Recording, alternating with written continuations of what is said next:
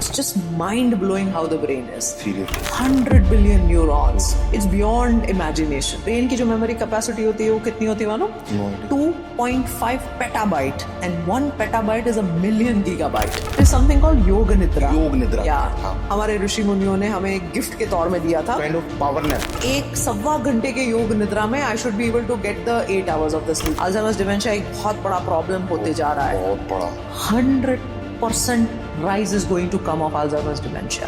This is the projected figure in the world. Migraine is 1 in 4, which means 25% लोगों को 2 billion people on this planet Earth suffer from migraine. मुझे भी है. जो ये myth है कि हमारा ब्रेन का हम सिर्फ 1% यूज करते हैं, ये मिथ है या एक्चुअली साइंटिफिकली है कोई ऐसा? नहीं, हम पूरा ब्रेन यूज करते हैं. क्या ब्रेन ट्रांसप्लांट पॉसिबल है?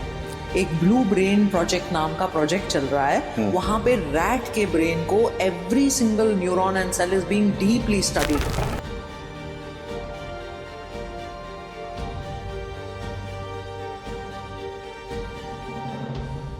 Doctor Shweta, welcome. कैसे हैं आप? जी, thank you so much Kabir. कैसा लग रहा है इंडिया? इंडिया बहुत बढ़िया. वैसे तो आप इंडिया को बिलोंग करते हैं. बिल्कुल गुजरात से हूँ मैं. गुजरात से? जामनगर से हो? जी. अच्छा. तो जामनगर से आप सीधा दुबई गए and now you are practicing there. नहीं, मेरी काफी लंबी जर्नी रही है. सो जामनगर में मेरी पढ़ाई हुई है मेडिकल कॉलेज से. उसके बाद मुंबई में मैंने न्यूरोलॉजी किया. उसके बाद मैं कनाडा में थी. उसके बाद में थोड़ा टाइम यूएस में थी. उसके बाद सेंट्रल अफ्रीका में थी, यूएन के साथ, यूनाइटेड नेशंस के साथ, जिनीवा. उसके बाद मैंने कैम्ब्रिज से एमबीए किया and then I went to Dubai. So it's been a long road to Dubai. Doctor, एक चीज आपसे मेरे को पूछनी है. मेडिकल प्रोफेशन में बहुत सारे डिपार्टमेंट्स होते हैं, लाइक बोन. सबसे डिफिकल्ट जो मुझे एज ए आउटसाइडर लगता है कि ब्रेन, क्योंकि कितने हजारों लाखों क्या क्या चल रहा है ब्रेन में. दिमाग के अंदर ही एक साथ थॉट इतनी सारी आ जाती है. तो आपकी ये जो डॉक्टर बनने की जर्नी थी, स्पेशली न्यूरो साइंस से और ब्रेन से जुड़ी, आपने ये डिसाइड कैसे किया कि मुझे इसी फील्ड में आना? कोई पर्टिकुलर मोमेंट था या कुछ हुआ था आपके साथ? ये बहुत ही इंटरेस्टिंग क्वेश्चन है. पहले तो मैं बताऊंगी कि 2 तरह के मैरिज होते हैं इंडिया में. क्या होते हैं? लव मैरिज और अरेंज मैरिज. 2 तरह के करियर होते हैं, लव करियर और अरेंज करियर. करेक्ट. मेरा 100% अरेंज करियर था. My parents were into medical field. My mom was a pharmacist, dad was a anaesthetist. तो अब घर में तो पूरा मेडिकल और अनफॉर्चुनेटली या फॉर्चुनेटली, अब मैं वो मानती हूँ, मार्क्स बड़े आ गए. क्या करो, मेडिकल फील्ड ट्राई करो. तो मैंने मम्मी पापा को कंडीशन किया कि देखो, मुझे अच्छा लगेगा तो मैं कंटिन्यू करूंगी, वरना मैं निकल जाऊंगी. तो ऐसे करके मैंने मेडिकल स्टडी स्टार्ट करी. But I was amazed at every point. इतना सुंदर था मेडिकल स्टडीज. तो 5 साल एमबीबीएस किया, 1 साल इंटर्नशिप, 1 साल प्री मेडिसिन, 3 साल मेडिसिन, 1 साल प्री न्यूरोलॉजी, 3 साल न्यूरोलॉजी और 2 साल स्ट्रोक. अच्छा. अब न्यूरोलॉजी तो था थोड़ा सा बड़ा और इंटरेस्टिंग तरीके से मेरी लाइफ में आया. मुझे ऐसा लगता है जो डेस्टाइंड है या जो भगवान ने चाहा है वो कभी ना कभी कैसे आपके पास आ जाता है. तो मुझे कार्डियोलॉजी करना था, हार्ट का स्टडी करना था. अच्छा. और मेरी जो रूममेट आई उसको न्यूरोलॉजिस्ट बनना था. तो वो सुबह शाम न्यूरोलॉजी पढ़ा करती थी. अब उसने मुझे भी अब बैठ के ब्रेकफास्ट लंच डिनर मुझे सुना रही है न्यूरोलॉजी और मैंने कहा चलो अभी इतना बता ही दिया तो मैं एग्जाम देने चली जाती हूँ. और फॉर्चुनेटली मैं पास हो गई. तो ऐसे करके मैं न्यूरोलॉजी में घुसी. But I think that was the best thing for me. जो ब्रेन का जो स्टडी है, जैसे आपने बताया ना, it's just mind blowing how the brain is. Seriously. 100 billion neurons, trillions of synapses and the connections is just, it's beyond imagination. Yeah correct.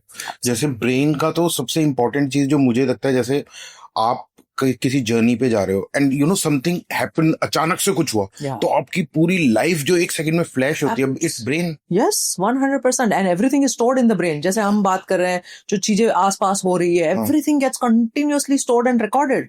Brain की जो मेमोरी कैपेसिटी होती है वो कितनी होती है मालूम? No idea. 2.5 petabyte and 1 petabyte is a million gigabyte. So इसको अगर मुझे मूवी रिकॉर्डर के फॉर्म में अगर चलाते रहना है तो 300 साल लगेंगे मुझे उसको एग्जॉस्ट करने में. एक ब्रेन को 300 साल लगेंगे. एक ब्रेन को आप एक प्ले करके छोड़ दो and it's recording looping going on for 300 long years. And सबसे कमाल की बात डॉक्टर, हम जब पैदा होते हैं उस टाइम की कुछ कुछ मेमोरीज हमें हमेशा फ्लैश रहती हैं। ब्रेन वर्क्स इन अ वे कि वो आपकी कौन सी मेमोरी को डिलीट कर देता है, मतलब कमाल है ना। एब्सोल्युटली। और वो ये सब कुछ ऑटो पायलट पे हो रहा है, हमें हाँ कुछ करना नहीं पड़ता है। हाँ हमारी कितनी मेमोरीज चाहिए, किसको हमें कंसोलिडेट करना है। और हाँ, स्मेल के साथ देखो, अब बहुत अच्छा एसोसिएशन होता है मेमोरी करेक्ट का। करेक्ट। अगर मैं पुराने उसमें जाती हूँ, मुझे हमेशा वो सत्यनारायण की वो पूजा और कथा याद आती है। अरे वो जो हलवा होता है, हाँ हाँ, that suddenly gets you to your childhood. Childhood. So memory का जो ये फंक्शन होता है ना, it's very interesting. And if I am not wrong, जो ब्रेन है, ब्रेन इज द की जो पूरा हमारा बॉडी को चलाता है। एब्सोल्युटली। सो मतलब मेरे मेरे हाथ को यहाँ से यहाँ कब जाना है, ब्रेन गिव्स मी ऑर्डर, मैं तब करता हूँ। सो मतलब ब्रेन सबसे इंपॉर्टेंट चीज है और सबसे निग्लेक्टेड चीज है actually. Ferrari of our life है। Ferrari of her life. Yes. Correct correct. तो अब थोड़ा सा आगे बढ़ते हैं। जी, आपकी जर्नी तो काफी इंटरेस्टिंग रही।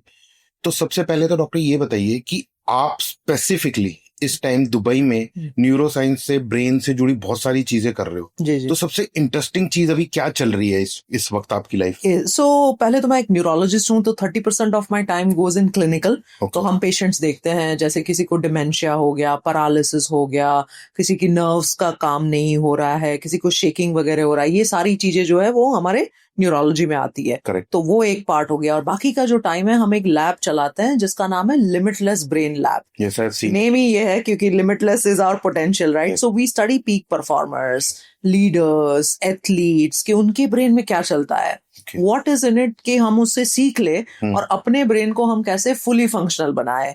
क्योंकि वो बात मिथ है बिल्कुल कि हम 5% यूज करते हैं, 10%। लेकिन ये बात भी मिथ, ये बात भी सही है कि हम पोटेंशियल को जाने बगैर ही काम करते रहते हैं। So if we know the tools, if we know the techniques कि ब्रेन को कैसे हम पोटेंशियल पे लेके जाए, तो कमाल हो जाता है। आप मेमोरी बोलो, फोकस बोलो, अटेंशन करो। इनफैक्ट फॉर दैट मैटर मैं वहां तक बोलती हूँ कि कोई भी सक्सेस इन एनी फील्ड और happiness, everything is possible through this. सबसे कमाल की बात है, हम ह्यूमंस काम मार्स पे जा रहे हैं, चांद पे जा रहे हैं, पर अपनी ही खुद की बॉडी को अभी तक हम पूरी तरह डिस्कवर नहीं कर पाए हैं। कि मतलब मेरे को तो समझ नहीं आता, जो मेरी थिंकिंग है कि why we are doing this. हमें ऐसा लगता है हमें वहां कोई ऐसी प्रजाति मिल जाएगी या कुछ एलियंस मिल जाएंगे जो हमारी ग्रोथ की स्पीड को फास्ट कर देंगे, हमें हेल्प आउट कर देंगे। Correct. ये मेरी थिंकिंग है। आप इलॉन मस्क के फैन है? I'm not a fan, but Yeah. I am मतलब he's a very interesting, जो हम बात करते थे, very interesting character।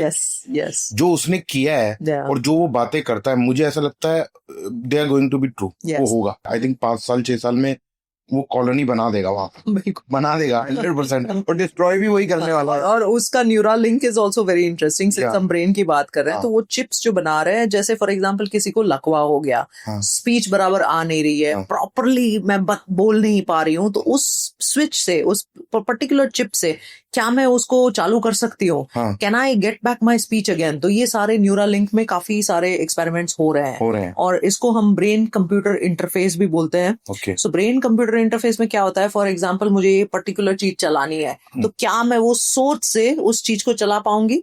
Yes. तो इस पे चल रहे हैं, काफी काम चल रहा है। एंड इलॉन मस्क की कंपनी काफी अच्छा काम कर रही है। एक्चुअली आपको याद हो, पता नहीं आप मूवीज कम ही देखते होगे आई थिंक, पर एक अभी फिल्म आई थी जॉन अब्राहम की।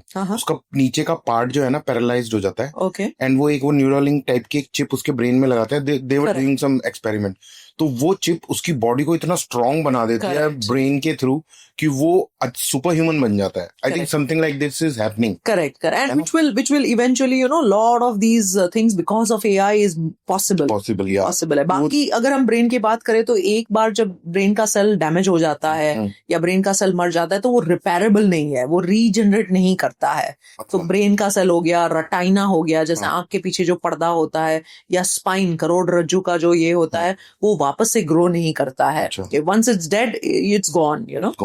तो आप जो अभी जहाँ पे दुबई में जो ये स्टडीज कर रहे हो, तो आपने बताया मेरे को कि आप एथलीट्स के साथ, योगीज के साथ, बहुत लोगों के साथ काम कर रहे हो। तो उनके साथ काम करते करते क्या सीखा आपने, कि मतलब क्या पता चला नया? सो हम लोग ब्रेन स्कैन्स करते हैं उनकी लाइफ हिस्ट्री स्टडी करते हैं, उनके हार्ट के पैरामीटर स्टडी करते हैं, उनकी हैबिट्स, उनके रूटीन वगैरह को स्टडी करते हैं। हमें बेसिकली जानना ये है कि वो अगर मेंटल रेजिलियंस दिखा पाते हैं। फॉर एग्जाम्पल हमारे लैब में एक पर्टिकुलर लेडी आई थी, निकोल करके। Nicole is a stunt woman. उसने बुर्ज खलीफा पे एक्चुअली खड़ा रह के एमिरेट्स की एड करी थी। I don't know if you know एक बीच में समथिंग लाइक, हाँ, तो शी एक्चुअली स्टूड ऑन बुर्ज खलीफा। अच्छा। अगर हम उसकी लाइफ हिस्ट्री की बात करें तो उनकी उनकी लाइफ में 7 फ्रैक्चर्स एंड 6 महीने का आईसीयू रहा था विद कार एक्सीडेंट। अब बंदा कार एक्सीडेंट में है, इतना फ्रैक्चर वगैरह करके, how do you get the mental resilience हाँ, कि आप बुर्ज खलीफा चढ़ सकते हो। एंड जब मैं उसके साथ कन्वर्सेशन कर रही थी तो एक और चीज बड़ी दिलचस्प सामने आई। शी से डॉक्टर मैं आपके लैब में तो आ जाऊंगी लेकिन कोई नीडल नहीं होनी चाहिए। अच्छा, मैंने कहा ये मजेदार है, आप बुर्ज खलीफा पे चढ़ सकते हैं हाँ। लेकिन नीडल से आपको परेशानी है। सो सी हाउ इंट्रिकेटली ये पूरी सिस्टम जो है वो बनी है।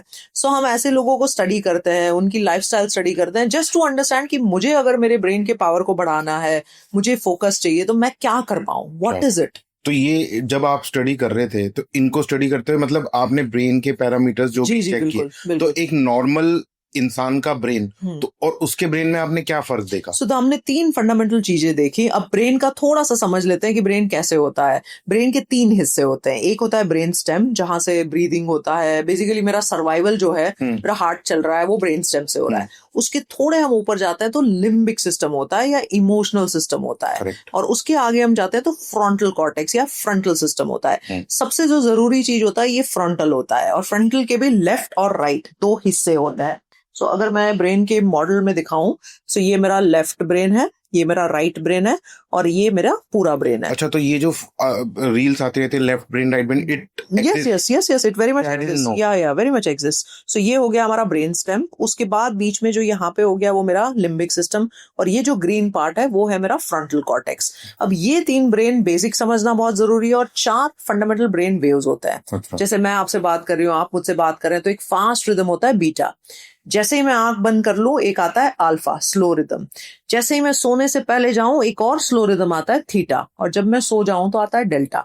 अब हर वेव का अपना एक पावर होता है। Power is a type of the thing कि वो कितना रोबस्ट है, किस तरीके से फंक्शन कर रहा है। तो हम हर ब्रेन के एरिया में पावर देखते हैं, हर वेव का पावर देखते हैं, किस एरिया में क्या फंक्शन करता है वो देखते हैं। तो इन सब लोगों में हमें क्या पाया कि left and right both were symmetrical. उनका जो फंक्शन था वो एकदम अच्छे से सिमेट्री से हो रहा था। उनका जो लिम्बिक सिस्टम था वो कम फायर कर रहा था।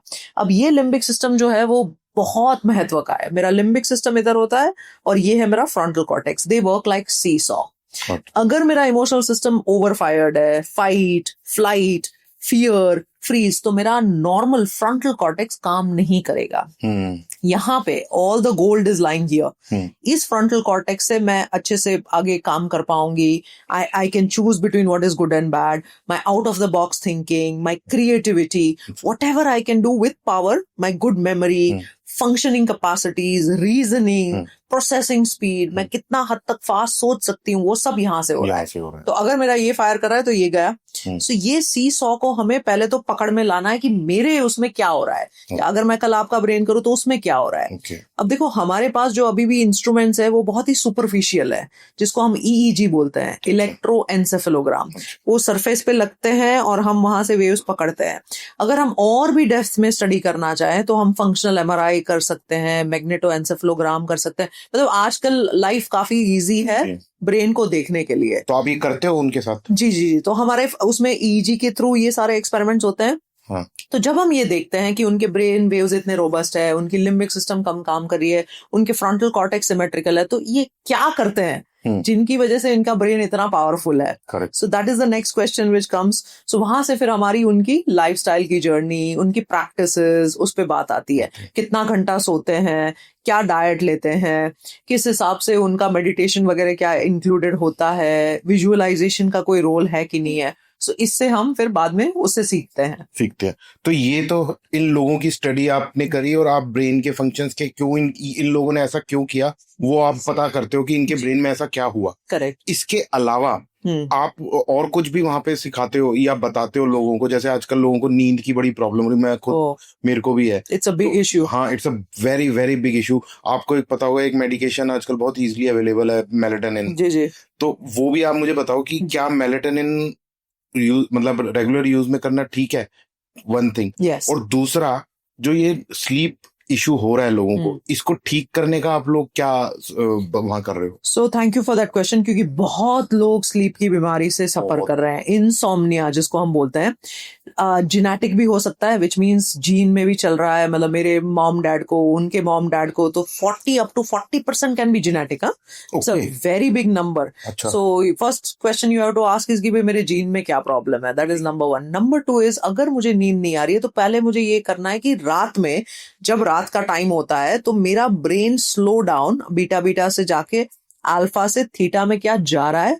मोस्ट लोगों का ये जो स्विफ्ट शिफ्ट है वो नहीं हो रहा होता है, क्योंकि हम क्या कर रहे होते हैं, इंस्टाग्राम स्क्रॉल कर रहे होते हैं, हम कंटिन्यूअसली एंगेज कर रहे हैं, हम कंज्यूम कर रहे हैं, तो हमने ब्रेन को स्लो डाउन करने का वो मौका ही नहीं दिया। अब आता है बात सबसे बड़ा इंटरेस्टिंग चीज, melatonin. So melatonin is one chemical which gets release around 11:45, लगभग 11:15 के आसपास रात में वो सिक्रीट होता है। अच्छा, ब्रेन रिलीज करता है। जब एडिनोसिन होता है, जो मैं सुबह में हूँ, फ्रेश हूँ, मैं काम कर रही हूँ, वो धीरे धीरे एडिनोसिन कम होता है और मेलेटोनिन बढ़ता जाता है।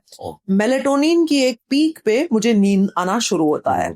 अब मेलेटोनिन की पीक आ गई 11:45-12 बजे। अब 12 बजे ask yourself, what are you doing at 12 AM?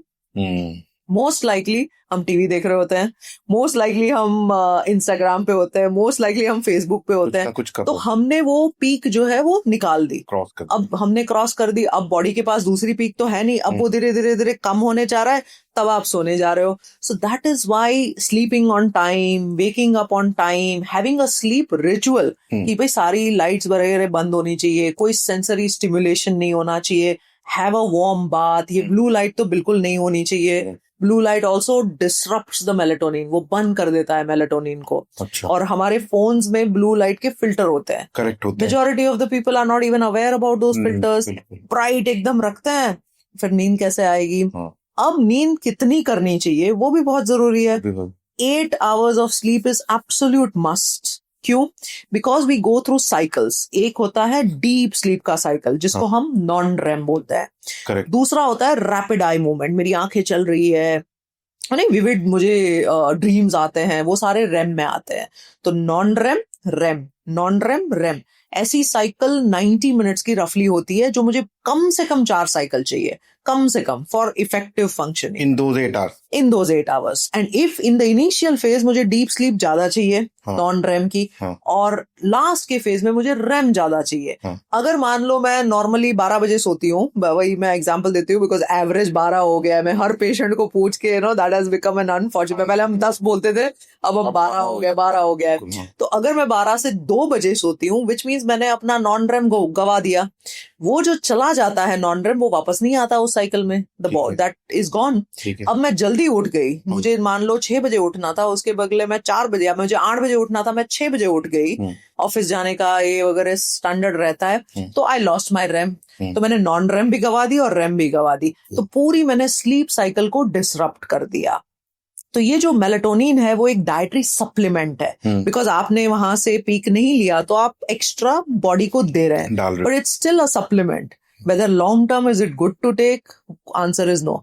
Most likely जो लोग बोलते हैं अगर मैं मेलेटोनिन खाता हूँ उसके बाद ही मुझे नींद आती है, जैसे आप बता रहे हैं, हाँ, सो 1 साल से आप ले रहे हैं, that's what you told me off studio. तो ये एक साइकोलॉजिकल डिपेंडेंस भी हो जाती है। There are 3 dependences. एक होता है मन से डिपेंड होना, एक होता है एक्चुअली फिजिकली डिपेंड होना, और एक होता है केमिकली डिपेंडेंट होना। सो मैं ऐसा नहीं मानती हूँ कि हर दवाई से आप डिपेंडेंट हो जाते हो, लेकिन लार्जली अगर आप अच्छे से उसको मॉनिटर नहीं करो तो साइकेट्रिक मेडिकेशन से आप डिपेंडेंट हो सकते हो। लेकिन ये भी मुझे मिथ को ब्रेक करना है, बिकॉज बहुत सारे पेशेंट आते हैं हमारे क्लिनिक में, डॉक्टर साइकेट्रिक की मेडिकेशन तो बहुत ही एडिक्टिव होती है। तो मैं थोड़ा सा पॉज करती हूँ, उनको बताती हूँ कि भाई तुम्हें किसके लिए दिया गया है ये। So ask yourself, if you are depressed, if you have anxiety, अब डिपेंडेंस किस में होगी? मान लो मेरा नॉर्मल ब्रेन है, अब मैं एक्स्ट्रा ले रही हूँ, मेरा मूड थोड़ा सा लो था, मैंने डिप्रेशन बता दिया और मैं एंटी डिप्रेसेंट ले रही हूँ, वहां पे डिपेंडेंस का चक्कर है। लेकिन अगर आपको रियल में डिप्रेशन है, there is no harm in taking an appropriate dose and monitoring it over a period of time. So लोग ना पूरी समझते नहीं है, कंफ्यूजन उसमें पंगा करते हैं, वो बहुत बड़ी प्रॉब्लम है। So you mean to say कि मेलेटोनिन जो है, मेलेटोनिन आप खा रहे हो, it's a dietary supplement, yes, वो बॉडी को ऐसा हार्म नहीं कर रहा, पर आप अपने ओरिजिनल जो जनरेटिव मेलेटोनिन है उसको Yes. रोक रहे हो, करेक्ट, तो वो इतना सेफ भी नहीं है, करेक्ट। क्योंकि आप अपनी बॉडी को यूज टू कर और आपको पता कब चलेगा, जब आप छोड़ के देखेंगे तभी तो आपको पता चलेगा। बिल्कुल, it's like any other addiction जो आपको Absolutely. बॉडी में हो जाता है। तो आप इस चीज के लिए क्या लोगों को गाइड करते हो? मतलब आप, जैसे आपने बताया डीप स्लीप, जी जी, तो आप मुझे बिफोर डूइंग द पॉडकास्ट आप बता रहे थे यस, निद्रा, Yeah. क्या बोल रहे थे? So there is something called yoga nidra. योग निद्रा। Yeah. हाँ, सो ऑल्सो अगर हम हुबरमैन के कोई वो देखें तो वो उसको नॉन स्लीप डीप रेस्ट भी बताते हैं। हाँ। Basically that's a scientific name for योग निद्रा। लेकिन है योग निद्रा क्या है, बहुत ही एंशियंट जमाने से हमारे ऋषि मुनियों ने हमें एक गिफ्ट के तौर में दिया था। Kind of power nap. It's a power nap. It's a refreshing of the brain or resetting of the brain, not just for sleep, by the way. उसका नाम निद्रा जरूर है, अच्छा, but it has a lot of role to play. Okay. होता क्या है, एक होता है कॉन्शियस माइंड जो 10% ऑपरेट करता है, 90% इज सबकॉन्शियस माइंड। ठीक है। तो जब हम योग निद्रा स्टडी करते हैं तो person goes through these layers of mind, subconscious then conscious, goes back and forth. तो योग निद्रा से फ्यू चीजें तो हमें इमीडिएटली देखने को मिलती है। जैसे मैं एग्जांपल दे रही थी कि एक पर्टिकुलर एग्जीक्यूटिव था, जेट सेटर था, ट्रैवल कर रहा था, 45 डेज का जब हमने डेटा स्टडी किया उसकी ऑरा रिंग से, तो उसमें हमें पाया कि वो खाली 7 आवर्स डीप स्लीप किया था। इन 45 days he slept only 7 hours deep sleep. और वो ठीक था? और वो मतलब ऑब्वियसली ठीक तो नहीं था, बेचारा परेशान था, because see if you don't sleep well all your remaining functions will definitely have a problem. पहले तो सबसे पहला मूड से शुरू होता है। क्या जब आप सोते नहीं हो तो आपका मूड खराब होता है, you feel tired, you feel restless, you feel miserable, glow सा चला जाता है हाँ, बिल्कुल फेस से। हाँ। करेक्ट। अब इनका हमने योग निद्रा पे इनवाइट किया, 45 मिनट्स ऑफ योग निद्रा was done, only 45 minutes, and we again use the same aura ring. We check कि aura ring में उसका क्या रिजल्ट आया। उस 45 minutes में this person had 30 minutes of deep sleep. 30 minutes. It's just, you know, when we looked at the result and it was one off of a thing, so we said, why don't we replicate? We invite many more people to do this. So we had almost 100 people gathered for this experiment, and everybody did monitor their either किसी ने Whoop पे monitor किया, किसी ने अपने watch पे monitor किया, और हमें exact replicable वो मिले।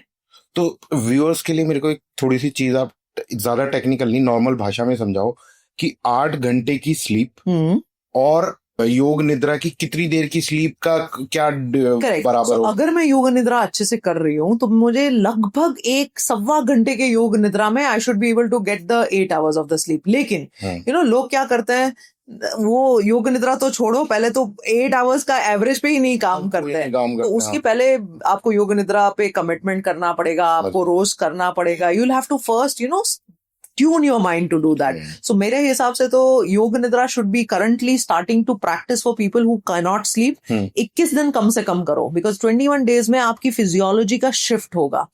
66 days पे आपके ब्रेन में हैबिट जनरेट होगी, एंड मल्टीपल्स ऑफ 66 तकरीबन 3 to 4 66 में वो कंसोलिडेट हो जाएगी, वो प्रैक्टिस हो जाएगी, पूरी पकड़ आ जाएगी। तो कहने का मतलब ये है कि अगर मैं योग निद्रा प्रैक्टिस स्टार्ट करता हूँ तो मेरी जो 8 से 10 घंटे, मैं 10 घंटे मानता हूँ कि 8 से 10 घंटे की जो स्लीप है वो मैं 1 घंटे 2 घंटे में भी कंप्लीट कर सकता हूँ। 2 to 4 आवर्स में भी आप आराम से कंप्लीट कर सकते हो।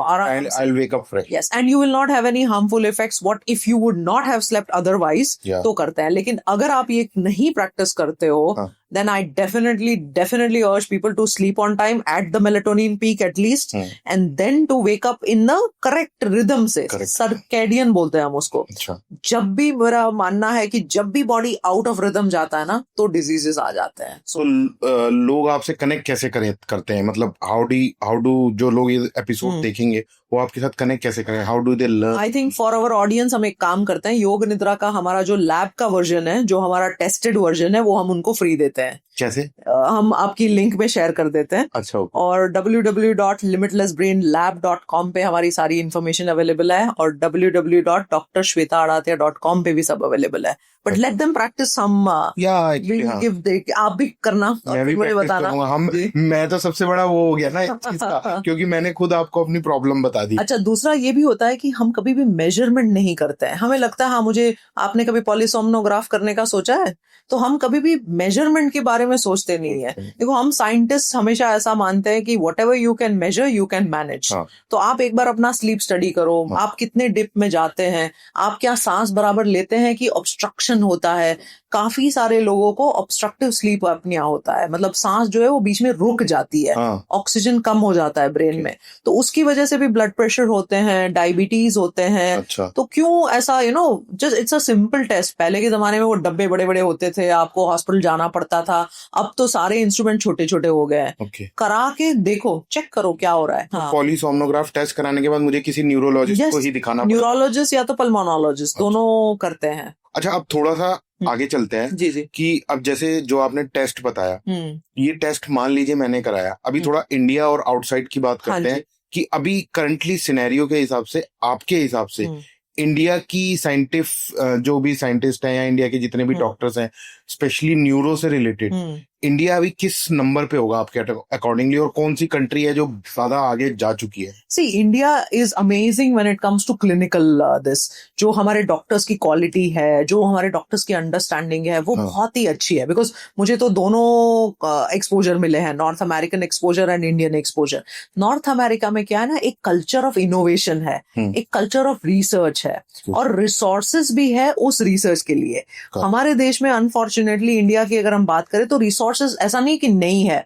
ICMR is doing a great job, सारे इंडियन इंस्टीट्यूट्स है वो बहुत अच्छा काम कर रहे हैं, एम्स हो गया हमारा, लेकिन रिसोर्सेज के हिसाब से जितना इनोवेशन है वो अभी भी कम है। सो यूएस में क्या होता है ना, दे पुश द बाउंड्री। अरे मुझे ये इससे नहीं मिला तो मैं नेक्स्ट मॉलिक्यूल पे जाऊं, मैं नेक्स्ट पे जाऊं, and obviously the resources are also good, तो वो ज्यादा वो कर पाते हैं। अच्छा। अगर हम क्लिनिकल डायग्नोसिस की बात करें तो इंडिया इज नो लेस, क्योंकि हमारे पास सारे इंस्ट्रूमेंट्स है, सब कुछ है। लेकिन अगर हम थेरेपी की बात करें तो काफी सारी ऐसी दवाइयां हैं जो अभी भी न्यूरोलॉजी के फॉर्म में मैं बात करूं तो वो अवेलेबल नहीं है। कॉमनेस्ट डिजीज की अगर मैं बात करूं, अल्जाइमर्स डिमेंशिया, अल्जाइमर्स डिमेंशिया एक बहुत बड़ा प्रॉब्लम होते जा रहा है, बहुत बड़ा। memory loss, the people above the age of 65 are facing it, or not just memory loss, judgment, orientation, focus, मतलब बंदा भूल ही जाता है कि सराउंडिंग में क्या है, अपने रिलेटिव्स तक को भूल जाता है। so it is getting a problem, right? हाँ, बिल्कुल सही कह रहे हो। 1700% rise is going to come of Alzheimer's dementia. This is the projected figure in the world. 1700% increase over the coming 2 decades. मतलब इमेजिन करो कि 65 के इयर्स में जो अभी 1 in 13 वगैरह हो रहा है, वो 1 in 6-7 होता जाएगा। It will be just almost doubling it up. So हम क्या कर सकते हैं इस चीज में? तो उसके लिए फिलहाल यूएस में इसकी दवाइयां मौजूद है, जस्ट अभी थोड़े दिन पहले ही रिलीज हुई है, थोड़े महीने पहले आ गया इसका। हाँ। तो पहले समझते हैं क्यों होता है अल्जाइमर्स डिमेंशिया। तो उसके अंदर में हमारे ब्रेन में टॉक्सिन्स आ जाते हैं, अमिलॉइड के नाम का टॉक्सिन, टाउ के नाम का टॉक्सिन, वो ब्रेन को डैमेज करता है। अच्छा। तो ये सारी जो दवाइयां होती है वो ब्रेन में अंदर जाके टॉक्सिन को एक्सट्रैक्ट करके वो ब्रेन के जो डैमेज हो रहा है उसको स्टॉल कर देता है, उसको एक प्लेटू बना देता है, उसको रोक देता है। लेकिन ऑब्वियसली 100% काम नहीं करता है, उसके कुछ साइड इफेक्ट्स भी होते हैं, साइड इफेक्ट को बैलेंस करके दिया जाता है। But this is a great breakthrough, मुझे ऐसा लगता है। बिल्कुल। क्योंकि एक बार आपने वरना तो होप छोड़ ही दी, आप सिम्टोमेटिक खाली मेमोरी की चीजें दे रहे थे, आप डिजीज पे तो काम ही नहीं कर रहे थे। तो अब जाके हम ये सारी चीजें कर पा रहे हैं, विच इज अमेजिंग। अब हम पार्किंसंस डिजीज की अगर बात करें, जो कि ऑल्सो द 2nd नंबर का डीजेनरेटिव कंडीशन है ब्रेन में। Alzheimer dementia and then Parkinson's disease में क्या होता है, चलने में इश्यू होता है, शेकिंग होता है, इम्बैलेंस का मसला हो जाता है, sometimes the speech itself becomes a problem, mask like faces हो जाते हैं। तो पार्किंसंस डिजीज में क्या कमी हो जाती है? डोपामीन की। तो हम बाहर से सिंडोपा करके देते हैं, लेकिन उसको स्टिमुलेट भी किया जाता है, तो हम डीप ब्रेन स्टिमुलेशन वगैरह बोलते हैं। तो वो ऑलरेडी इंडिया में हो रहा है, और बाहर के देशों में तो of course it is also being done. So these are some of the things where West, I feel, is taking one stripe ahead. अब माइग्रेन की अगर मैं बात करूं तो हम लोग दुबई में भी we have umpteen resources available to treat migraine. जैसे केमिकल हो गया जो मेन रिस्पॉन्सिबल है माइग्रेन के लिए, और migraine is 1 in 4, which means 25% लोगों को, 2 billion people on this planet Earth suffer from migraine. मुझे भी है, 2 billion people. It's a very common condition. कभी भी ट्रिगर हो जाता है, हाफ साइडेड पेन होता है, लाइट अच्छी नहीं लगती, साउंड अच्छी नहीं लगती, वॉमिटिंग हो जाता है, 30 दिनों में से एटलीस्ट 10 दिन तुम हेडेक में गुजारते हो. It's a very common condition. So अब जो ये केमिकल होता है, एक ही केमिकल है जो पूरा ये चेंजेस कर रहा है. सो अब ऐसी ड्रग्स आ गई है, मैं पेशेंट को कभी समझाती हूँ कि दीज आर डिजाइनर मेडिकेशंस. जैसे डिजाइनर कपड़े होते हैं, it is just affecting that chemical and then stopping the migraines. तो इसको हम एंटी CGRP बोलते हैं. तो वेस्ट में पूरे the total entire this is available, entire gamete of the CGRP is available. India में नहीं है ये. इंडिया में अभी तक नहीं है. So slowly, you know, obviously India takes a little while to have those medications and then the generic development etcetera and all. But India का पावर ये भी है कि 70 to 80% of generics gets exported from India. So pharmaceutical industry की ये बात करें तो ये हमारी स्ट्रेंथ है. लेकिन इनोवेशन और रिसोर्सेज वो हमारी वीकनेस है. तो मतलब अगर मैं कैलकुलेशन निकालूं तो मतलब अभी हम 30-35 साल 40 साल पीछे हैं easily in terms of technology and in terms of innovation. Yes, but application we are pretty good. अच्छा डॉक्टर, अभी जब हम बात कर रहे थे मेरे को अचानक से एक क्वेश्चन ध्यान में आया. मेरे को लगा मैं आपसे पूछ ही लेता हूँ. बहुत फिल्में मैं देखता रहता हूँ, वॉच मतलब नेटफ्लिक्स पे और इस पे. मैंने एक फिल्म देखी थी, जैसे आपकी कंपनी जो ऑर्गेनाइजेशन है उसका नाम लिमिटलेस है. तो इफ यू रिमेम्बर एक फिल्म आई थी लिमिटलेस. सो जो ये मिथ है कि हमारा ब्रेन का हम सिर्फ 1% यूज करते हैं, ये मिथ है या एक्चुअली साइंटिफिकली है कोई ऐसा चीज? नहीं, हम पूरा ब्रेन यूज करते हैं, लेकिन not that all the time all the brain functions are operating. For example, मैं कुछ चीज देख रही हूँ तो मेरा विजुअल कॉर्टेक्स है जहां से मुझे विजन हो रहा है. अच्छा. कितना डेप्थ है, कितना कलर है, वो परसेप्शन है, वो एक्टिव हो रहा है. अच्छा. सो अलग अलग टाइम पे अलग अलग ब्रेन के पार्ट्स एक्टिव होते हैं. लेकिन जो पावर के हिसाब से अगर हम बोले कि हाँ मैंने एक लिमिटलेस की पिल खा ली और सब एक्टिव हो रहे, वो एक्चुअली ऐसा मिथ है. It's not. तो कुछ लोग इतने इंटेलिजेंट क्यों होते हैं और कुछ लोग इतने वैसे क्यों होते हैं, वो क्या रीजन है? सो इंटेलिजेंस है वो पहले उसको थोड़ा सा समझते हैं, because a lot of IQ level kind. IQ पे बहुत ज्यादा लोग स्टक हो जाते हैं कि अरे इसका IQ कितना है, IQ बहुत है. लेकिन जो नॉलेज होता है ना, वो दो तरीके से डिसेमिनेट होता है. एक होता है ट्रेडिशनल जो हम IQ से मेजर करते हैं, लेकिन दूसरा होता है intuitive knowledge, intuitive quotient. So not just that कि मैंने फिजिकली ब्रेन को इतना ट्रेन कर दिया और मेरा IQ इतना है तो ही मुझे ये नॉलेज आता है. हमारे पुराने ऋषि मुनीस देख लो, सेंट्स देख लो, उनको कभी किसी को तो फिजिक्स का भी ज्ञान होता था. कहाँ से आया वो? केमिस्ट्री का भी ज्ञान होता था. उन्होंने कोई स्कूल में तो वो गए नहीं है, पढ़ा तो है नहीं है. तो ये सारा था इंट्यूटिव नॉलेज या इंट्यूटिव कोशेंट. सो अगर हम IQ की बात करें तो कितना हम IQ अच्छा होना चाहिए या ये होना है, मेरे हिसाब से सब कुछ बैलेंस होना चाहिए. You should have IQ, you should also have EQ, emotional quotient. अभी मैं पढ़ रही थी न्यूज़पेपर में 99% एक लड़की को आया, 99% इन हर 12th and she committed suicide. जब IQ इतना अच्छा है, जब तुम एजुकेशन सिस्टम को इतना क्रैक कर पाते हो, तो इमोशनली इतना वीक कैसे चलोगे तुम? So you have to have IQ, you have to have EQ, you also have to have AQ. अच्छा. मेरा पर्पस दुनिया ट्रैवल करने का, इतनी जगहों पे रहना यही था कि क्या मैं अलग अलग कल्चर्स, अलग अलग देशों के लैंग्वेजेस, अलग अलग सिस्टम्स में अडेप्ट कर पाऊंगी या कर पाती हूँ. Because that way I am developing my brain. उसको बोलते हैं एडवर्सिटी कोशेंट. सो क्या मेरा AQ बढ़ा हुआ है? और सबसे आखिर में आता है क्रिएटिविटी कोशेंट, CQ. उसके बाद भी एक आता है, दैट इज समथिंग कॉल्ड, जो साइंटिस्ट अभी काम कर रहे हैं, वो है SQ. What is that? I don't know. Spiritual quotient. अच्छा.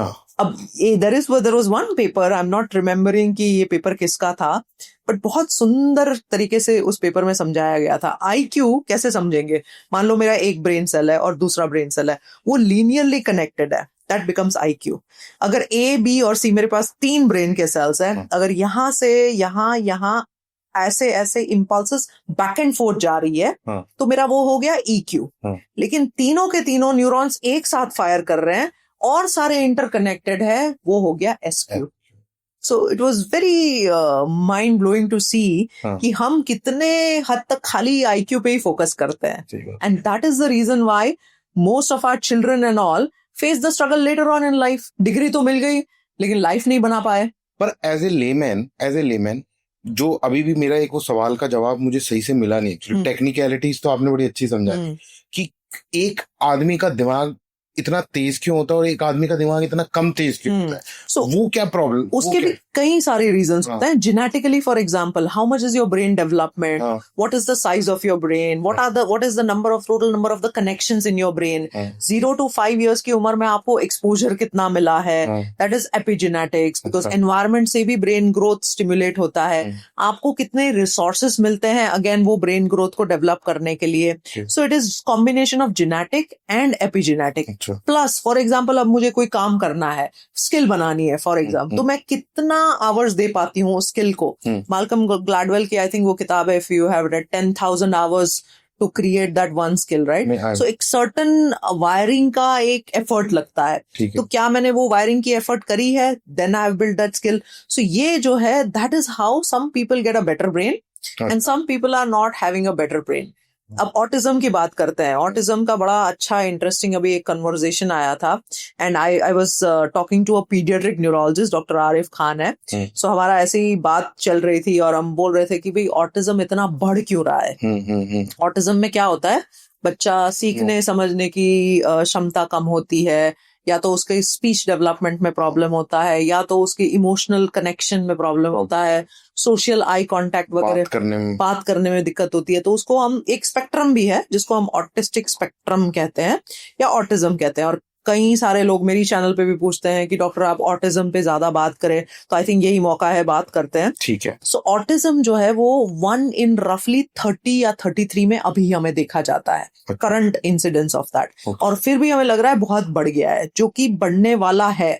आगे जाते हुए कमिंग 2-3 डिकेड्स में ये शायद 1 in 5 to 1 in 7 भी हो जाए. टू दैट एक्सटेंट 5 times बढ़ जाएगा. तो जैसे अभी अल्जाइमर का इलाज आ गया, इसका आया है? नहीं, अभी तक कोई इलाज नहीं है, बिकॉज एक बार आपका ब्रेन फॉर्म नहीं हुआ है तो आप उसमें कुछ कर नहीं सकते. और ये बचपन से ही, ये बचपन से ही जब आपका ब्रेन डेवलप हो रहा है, नॉट जस्ट बाहर, even when the woman is pregnant, in the वूम also, कितने टॉक्सिन्स का एक्सपोजर है, स्मोकिंग था कि नहीं था, अल्कोहल वगैरह का था कि नहीं था, बाकी के रिलेशनशिप्स, फॉरगेट दैट. इवन वो मूवीज कैसे वॉच कराया आपने, because now the slowly science is catching up कि हाँ, कंसेप्शन में भी जब ब्रेन बेबी का डेवलप हो रहा है, वूम में भी, you can actually have an impact.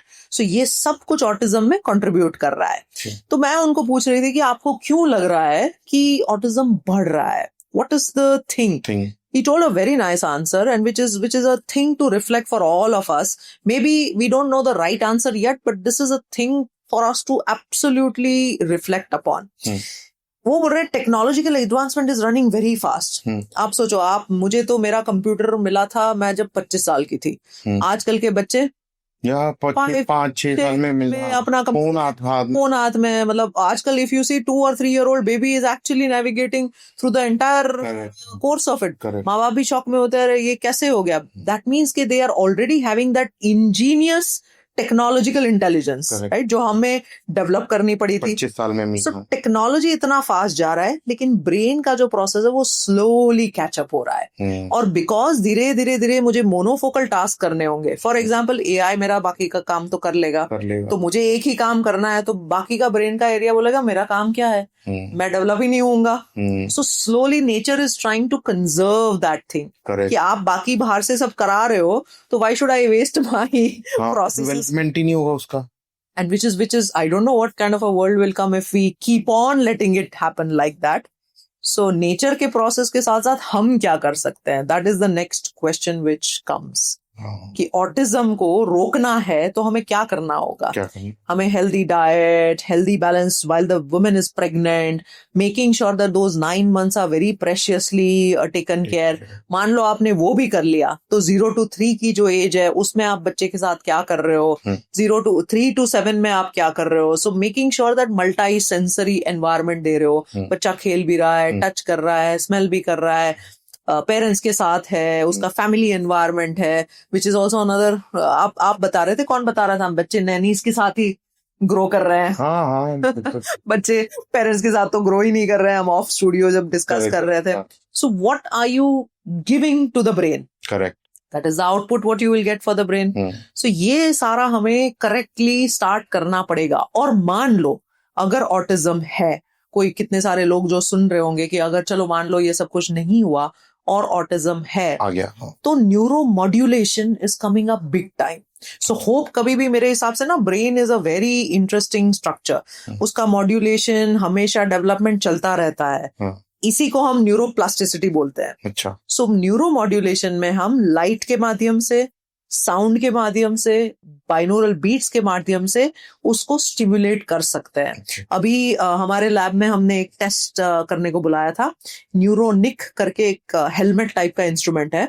You just put the instrument on and it has certain light therapies जिससे ब्रेन के सेल के माइटोकॉन्ड्रिया को, जो हमारा मेन स्टोर हाउस होता है, उसको एक्टिवेट किया जाता है. अच्छा, which means you can restart the working of those brain cells. तो अभी धीरे धीरे धीरे जो है ना ये सारी therapies, there is on one other thing which our lab also does and हमारे पास बहुत अच्छे एक्सपर्ट्स हैं. लंदन के हैं, नेदरलैंड्स के हैं, जिसका डॉक्टर रोलैंड उसका नाम है. Amazing person.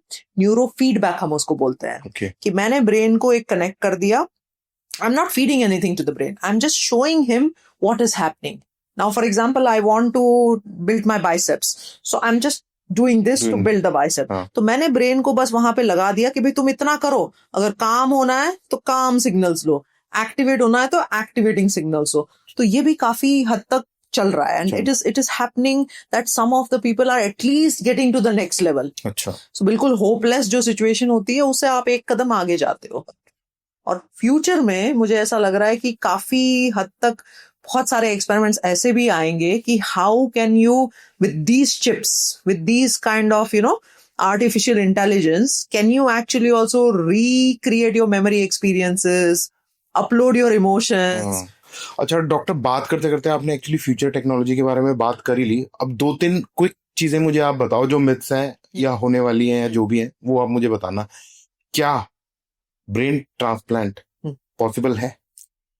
आप मुझे जैसे ही ब्रेन ट्रांसप्लांट की बात आती है तो one of the Hindu gods की याद आती है. कौन सा आपके दिमाग में आता है? गणेशा. हाँ, गणेशा. उस टाइम पे the entire this was the head was transplanted, not just the brain, the entire head was transplanted. So obviously that's mythological conceptual this. But current state में कोई भी ब्रेन ट्रांसप्लांट की ना तो हम कोशिश कर रहे हैं, ना तो हम बात कर रहे हैं, because it is such a complex structure. एक ब्लू ब्रेन प्रोजेक्ट नाम का प्रोजेक्ट चल रहा है. वहां पे रैट के ब्रेन को every single neuron and cell is being deeply studied. अभी तक हम तकरीबन 30 to 40,000 ब्रेन सेल्स को 30 to 40,000 ब्रेन सेल्स को ही स्टडी कर पाए. और ये ट्रिलियंस ऑफ साइनेप्सेस और 100 बिलियन न्यूरॉन्स की बात हो रही है. सो it is a mammoth task, but AI I think will facilitate a lot of these experiments. अगर हम कभी कर पाए या नहीं, मेरी शायद मैं जब तक जिंदा हूं तब तक तो नहीं हो पाएगा.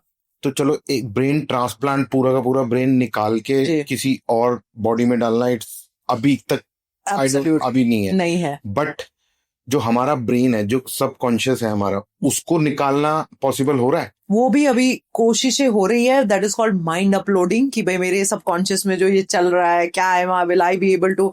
These are just sort of, some of them are hypothetical experiments, some of them are just very very anecdotal experiences by the labs. But ऐसा कुछ अभी तक नहीं है. But it will be very interesting. जब see I will tell you, एक मैंने film देखा था, I don't remember the name.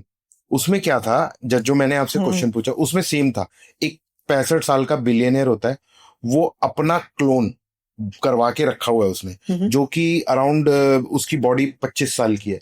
वो 65 साल का अपना पूरा ब्रेन, अपना पूरा सबकॉन्शियस निकाल के अपनी 25 साल की बॉडी में डाल देता है. फिर जो कॉम्प्लिकेशंस क्रिएट होती हैं वो उसमें दिखाया हुआ है. तो उन्होंने तो बहुत फ्यूचर, आई थिंक कोई 4000 ईयर्स टाइप दिखाया. अभी तो हम 2000 में ही चल रहे हैं. मतलब ये देखो क्या होता था, ये सारे जो साईफाई मूवीज वगैरह होती है, वहीं से तो साइंटिस्ट भी मुझे लग रहा है कहीं ना कहीं इंस्पिरेशन लेते हैं. पर सबसे बड़ा इंस्पिरेशन तो आपने बता दिया ये कि हमारे उसके अंदर भगवान शिव ने इतना बड़ा वो किया हुआ है कि गणेश भगवान का वो तो है ही. करेक्ट. और उसके तो बारे में बहुत कुछ लिखा हुआ भी. Correct. Our scriptures have does mention the entire way, the process, सब कुछ बताया गया है. I mean that comes to my mind immediately as you ask me the question on brain transplant. अभी जैसे धीरे धीरे टेक्नोलॉजी की बात चल रही है हमारी, ऐसी कोई टेक्नोलॉजी डेवलप हो रही है जहाँ पे जैसे पुलिस है या अलग अलग क्राइम डिपार्टमेंट्स है, जहाँ पे आपके ब्रेन की चीजों को पढ़ा जा सके किसी किलर को या किसी को ऐसा कुछ बन रही है machine?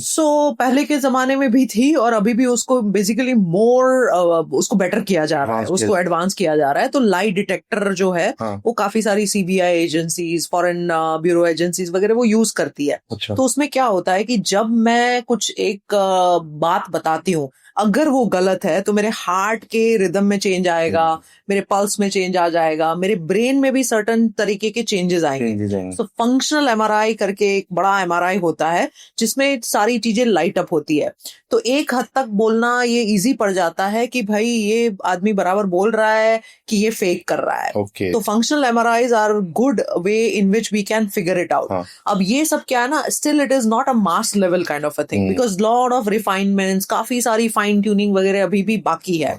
But theoretically is it possible? Answer is very much yes. अच्छा, मतलब काफी पॉसिबल है। काफी पॉसिबल है, यस। अच्छा डॉक्टर, एक चीज और, हम थोड़ी इंडियन एस्ट्रोलॉजी के बारे में बात करते हैं। हम जब शादी करने वाले होते हैं या हम अपना कोई सोलमेट ढूंढ रहे होते हैं, कुछ व्हाटएवर रीजंस, तो हम एस्ट्रोलॉजी के पास जाते हैं। अभी साइंस में स्पेसिफिकली ब्रेन से रिलेटेड चीजें, तो ब्रेन और दिल, आई थिंक दोनों का कनेक्शन हमेशा रहता है। तो क्या आपको ऐसा लगता है कि आने वाले टाइम में थ्रू साइंस हम अपना कोई ऐसा कोई सोलमेट टाइप ढूंढ पाएंगे कि इसकी मेरी ब्रेन की वेवलेंथ और इसके ब्रेन की और मेरे हार्ट की वेवलेंथ? आपने कैसे ढूंढी अपनी वाइफ को? मैंने तो एस्ट्रोलॉजी से ओके, सो एस्ट्रोलॉजी पे काफी हद तक, but you know, is there a formal experiment which is done कि एस्ट्रोलॉजिकली अगर मैच हो गया तो लाइफ में भी मैच हो जाएगा? नहीं, एक्चुअली कुंडलियां मैच होती हैं। हाँ, और उसके कुंडली मैच होने के बाद लाइफ मैच हो जाती है। हाँ, एक्चुअली यू आर राइट, वो भी नहीं होता।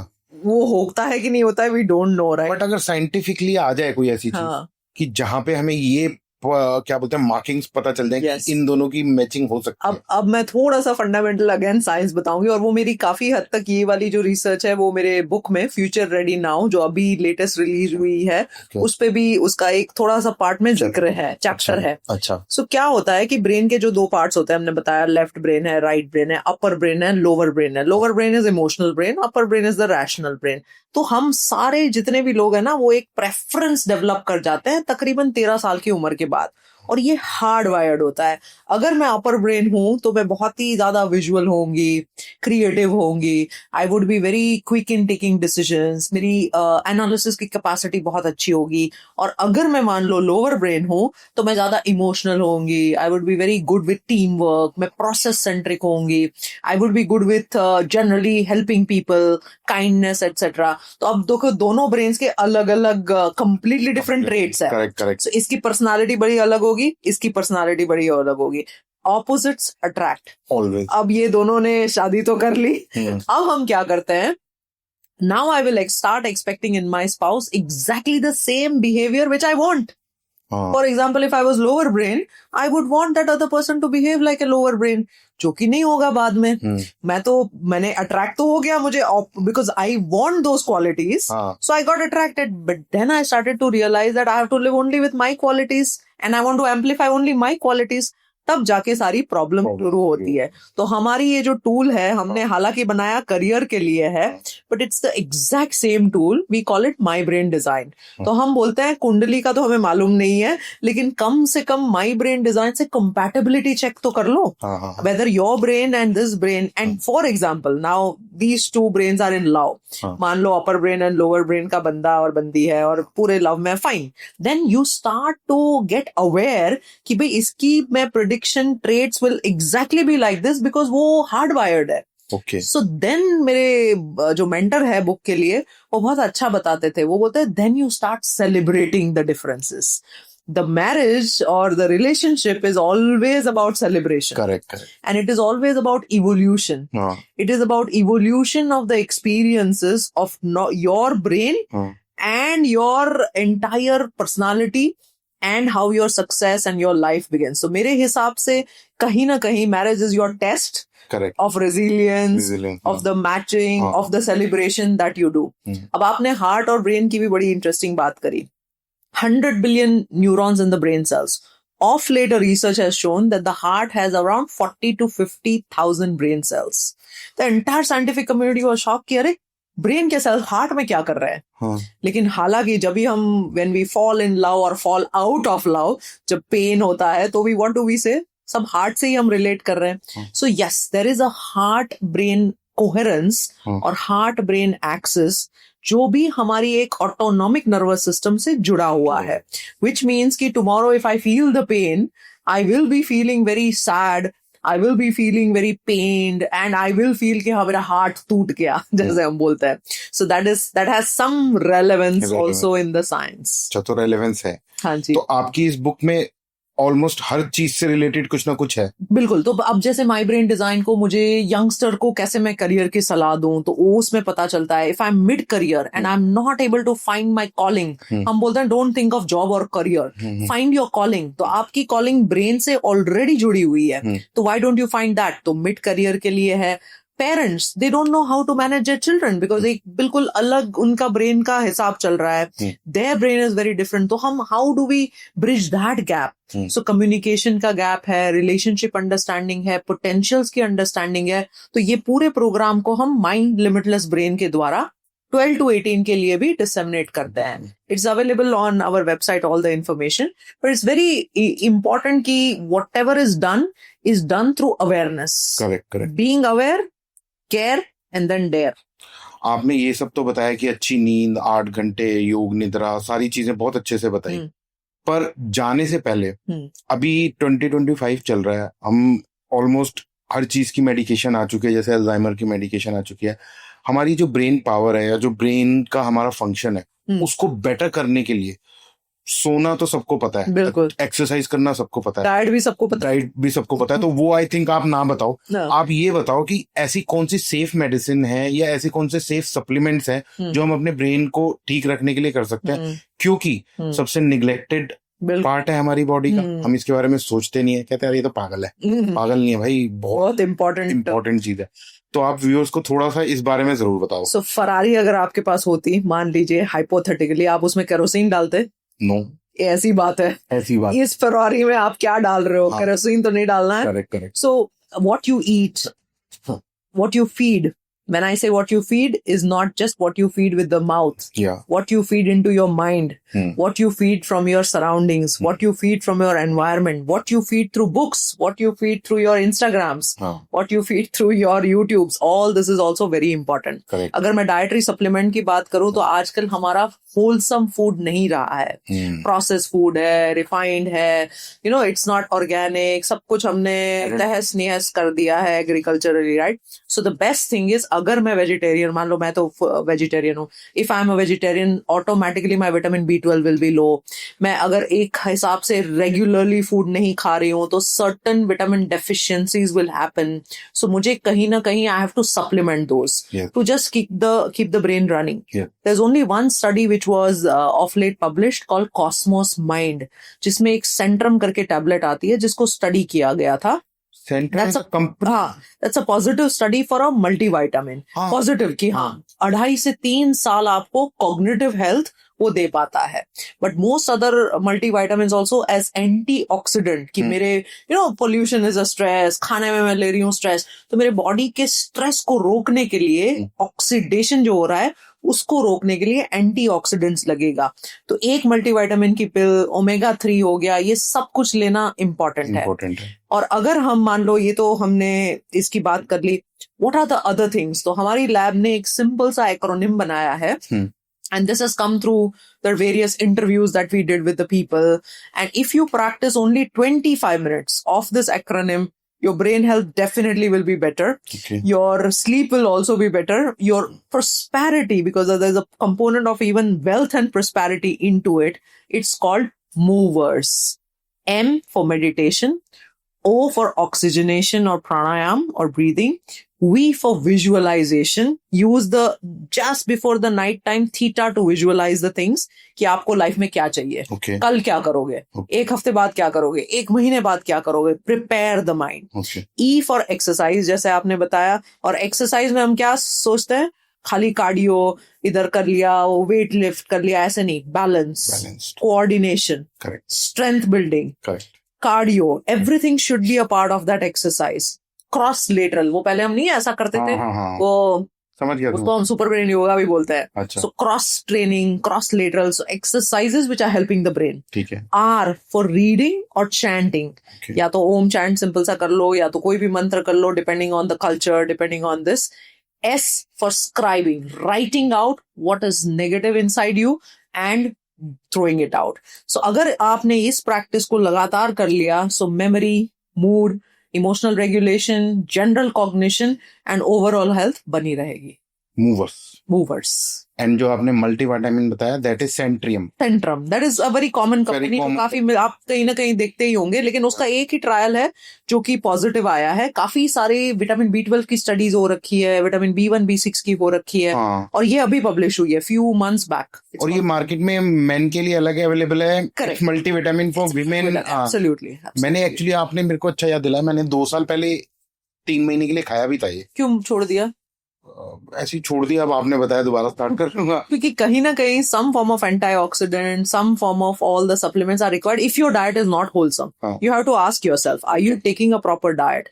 और अगर हम गट बैक्टीरिया की बात करें तो हमें 60 to 80 foods per week, अच्छा, different foods, मोस्टली रॉ, ये खाने पड़ते हैं. तो क्या मेरा सलाड मुझे इतने सारे आइटम्स दे रहा है? क्या मेरे डाइट में इतने सारे सीड्स है, तो flax seeds and all are amazing? क्या मैं इतने सारे मसाले, and that's why Indian food is amazing. मसालों की वजह से, द स्पाइसेस की वजह से. ये पूरा जो वॉर हुआ था वो सारे स्पाइसेस की वजह से हुआ था. वो जो अखरोट होता है, akhrot is good for walnut. Yes, it's good for your general brain health. It gives some form of typical chemicals which is boosting your serotonin, boosting your dopamine वगैरह. क्योंकि किसी ने मुझे बताया था कि उसकी शेप भी ब्रेन के जैसी होती है ना. बड़ा इंटरेस्टिंग चीज थी वो. मैंने कभी नोटिस, आइस की जैसी होती है वो.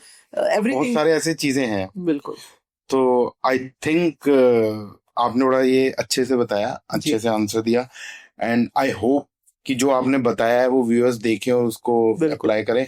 और जैसे आपने मुझे थ्रू मतलब पॉडकास्ट के दौरान बताया था कि आप कुछ लिंक्स देंगे जो हम डिस्क्रिप्शन बॉक्स में डाल देंगे, तो people can connect with you through that link. और हम नवंबर में सबको इनवाइट करते हैं दुबई में. We are going to have a big retreat, जहां पे हम we call it the bringing the scientists and sages together. So being limitless 2.0. So please do come to Dubai in November. तो आपने limitless नाम ही इतना amazing सोचा है, limitless, क्योंकि हमारा ब्रेन लिमिटलेस है. सो डॉक्टर, थैंक यू, आप स्पॉटलाइट पे आए और अपनी नॉलेज को हमारे साथ शेयर किया.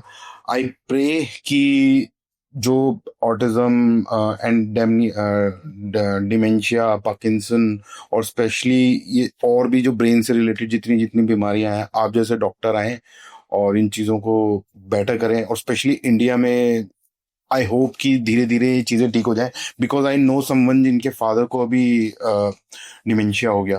और आप 50% न्यूरोलॉजिस्ट आज बन ही गए इस पॉडकास्ट में. पर ये है कि हाँ, ऑब्वियसली जब ये पॉडकास्ट बनेगा मैं एक बार जरूर देखूंगा, क्योंकि आपने कुछ जो चीजें बताई है ना, वो चीजें मेरे थोड़े दिमाग के ऊपर से गई हैं. So I will search for it, I will find the answer, और वो सारी चीजें तो मैं जरूर ढूंढूंगा. तो थैंक यू अगेन. मैं आपसे जरूर मिलूंगा जब आप नेक्स्ट टाइम आएंगे. Will do another podcast. हो सकता है जब तक कुछ नया आ जाए, क्योंकि यहाँ तो हर दूसरे दिन कुछ नया आ ही रहा है. Thank you for coming. Thank you so much Kabir for the invitation, and thank you to all the audience for being with us. Have a happy brain, healthy brain. Thank you.